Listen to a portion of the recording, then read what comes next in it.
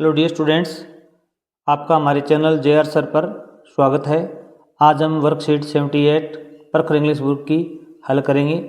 देखिए भी, कॉम्पिटेंसी है reads text with comprehension, infers meaning from the text, read the passage and answer the question given below. यहाँ पर एक passage दिया गया, इसको पढ़ना है और नीचे आंसर दिए गए हैं, उनको आपको हल करना है। अगर आप हमारे चैनल पर नए हैं तो चैनल को जरूर सब्सक्राइब करना। आपको संपूर्ण वर्कशीट यहाँ पर उपलब्ध होगी एक्सप्लेनेशन के साथ में।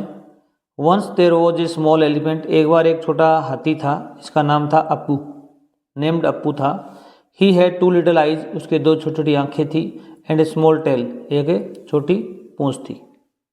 वाइल, जबकि ही was bathing in the river, वह नदी में नहा रहा था। ही सा हिज टेल, उसने अपनी पूंछ देखी। It was thin and long, उसे वह बहुत ही पतली और लंबी लगी।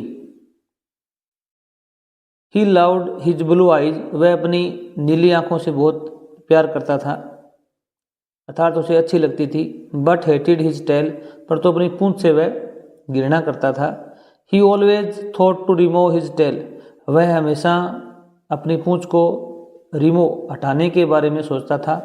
And gate A short tail like a mouse, और चूहे के समान एक छोटी पूंछ प्राप्त करना चाहता था। गेट होता है प्राप्त करना। ही आस्क्ड ए माउस, उसने एक चूहे से पूछा या कहा। इफ ही हैड बोरो, बोरो होता है उधार देना। हिज टेल, यदि वह अपनी पूंछ उधार देता है या दे सकता है। बट द माउस रिफ्यूज, परंतु चूहे ने मना कर दिया। As his tail was long for him, ये उसकी पूंछ है क्योंकि उसकी पूंछ उसके लिए क्या है भी लंबी है।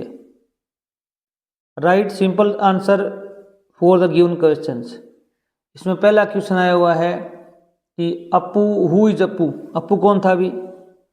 आप ये लाइन भी लिख सकते हो, क्वेश्चन से ही आप आंसर बनाओगे तो अच्छा रहेगा, आपके अंक अच्छे आएंगे। पहले लिखोगे Appu is, who is Appu, Appu कौन है। यहाँ पर इज दिया हुआ है तो आप यहाँ पर इज का ही प्रयोग करें। क्या लिखोगे भी, ए स्मॉल एलिफेंट, क्या लिखोगे भी, ए स्मॉल एलिफेंट। अगर आप ये सेम की सेम लाइन लिख के आते हो तो ये आंसर ज़्यादा अच्छा नहीं रहेगा। आप इस प्रकार लिखो, अप्पू लिखो, हेल्पिंग वर्ब लिखो, और यहाँ पर एक स्मॉल एलिफेंट,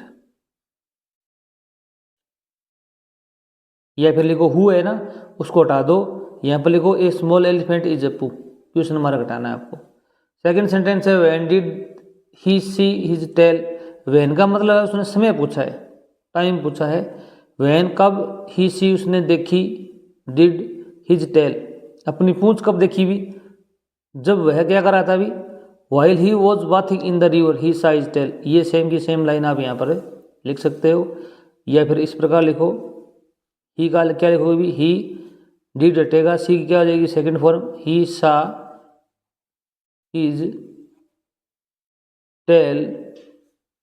आप ये वैन का वैन लगा सकते हो, वाइल लगा सकते हो यहाँ पर, वाइल ही वॉज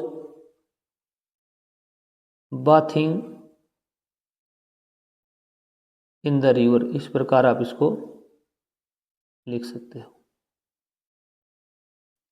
अगला क्वेश्चन है हाउ वॉज हिज टेल, उसकी पूंछ कैसी थी। अब क्या अभी हाथी की जो टेल थी वो कैसी थी। इसमें एक आंसर दिया हुआ है it was thin and long, आपको ये आंसर लिखना है। तो यहाँ पर इट की जगह लिखोगे भी हिज टेल, ये लिखो हिज टेल, क्वेश्चन से ये आंसर बनाओ। हिज टेल करता है, फिर वो जाएगा थी, कैसी थी, थिन एंड लॉन्ग, आप ये दो शब्द लिख दो, thin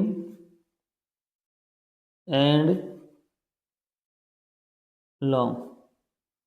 what kind of tail Appu wanted, what kind of मतलब किस प्रकार की पूंछ अप्पू चाहता था।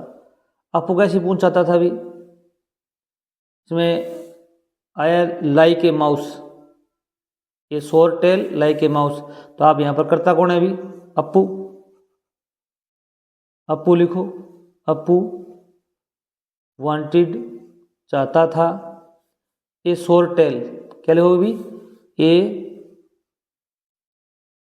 शॉर्ट टेल, छोटी पूंछ कैसी भी, लाइक, लाइक का मतलब है के समान, जो दूसरे के समान दिखती हो, लाइक ए माउस, चूहे के समान। अगला क्वेश्चन है what did Appu ask the mouse. अब अपू ने क्या पूछा चूहे से भी, क्या पूछा था भी, यहाँ पर दिया हुआ है he asked a mouse if he could borrow his tail, क्या तुम अपनी पूंछ मुझे उधार दे सकते हो, ये बात पूछी थी। आप ये सेम की सेम बात लिख सकते हो, कोई दिक्कत नहीं है। यहाँ पर जो ही है वहाँ पर अपू लिखो। अब ये अपू है, ये करता है अपना, ये लिखो अपू डिड हटेगा तो आस्क की कौन सी फॉर्म आ जाएगी भी, सेकेंड में आस्क्ड द माउस, या तो आप ये सेम की सेम लाइन लिख दो if he could borrow his tail, या आप यहाँ पर लिख सकते हो कि Appu asked the mouse to borrow his tail, इतना ही लिखोगे तो भी ये बिल्कुल राइट माना जाएगा। अपनी पूंछ उधार देने के लिए उसने कहा था। अगर आप इस प्रकार नहीं लिख पा रहे हो तो आप ये सेम की सेम लाइन यहाँ पर लिख सकते हो बट से पहले तक, तो आपका आंसर भी सही माना जाएगा। अब अगला क्वेश्चन आया था right opposite of the given words, आपको विलोम शब्द लिखने from the passage. Big, big का क्या होता है, भी बड़ा होता है। अपने एक शब्द आया था स्मॉल, ये देखो, ये लिखना है आपको, तो ये क्या लिखोगे भी आप, स्मॉल।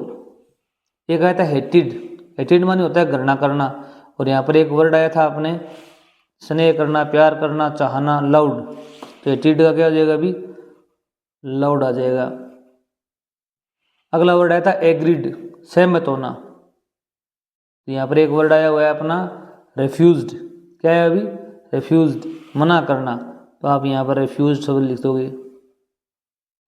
एक शब्द आया था यहाँ पर नीचे देखो भी, पूछा गया फैट का अपोजिट पूछा गया, फैट माने होता है मोटा, तो यहाँ पर एक वर्ड आया हुआ था पतला, थिन, आपको ये थिन शब्द लिखना है, THIN, थिन। अब देखिए भी सी ऑप्शन देखिए, fill in the blanks. The elephant had 2 little blue eyes, हाथी के 2 नीली आंखें थी। स्मॉल टेल, एक है छोटी पूंछ थी, तो यहाँ पर एंड, बट और बिकॉज का क्या प्रयोग करेंगे भी, तो आप यहाँ पर आपने क्या दिया हुआ था भी, एंड दिया हुआ था, क्या हुआ था, दिया था भी एंड दिया हुआ था, ये सेम का सेम सेंटेंस दिया हुआ है, यहाँ पर आप एंड का प्रयोग करेंगे, एंड ए स्मॉल टेल। अगला सेंटेंस है the elephant asked the mouse to borrow his tail, हाथी ने चूहे से क्या पूछा था अभी, अपनी पूंछ का उधार देने के लिए पूछा था। द माउस रिफ्यूज, माउस ने मना कर दिया, तो अपने यहाँ पर पैराग्राफ में क्या यूज किया गया था, बट का यूज किया गया था। तो इसमें देखो भी आप यहाँ पर जो दिया हुआ वर्ड है बट, उसे यूज करेंगे यहाँ पर, बट थैंक्स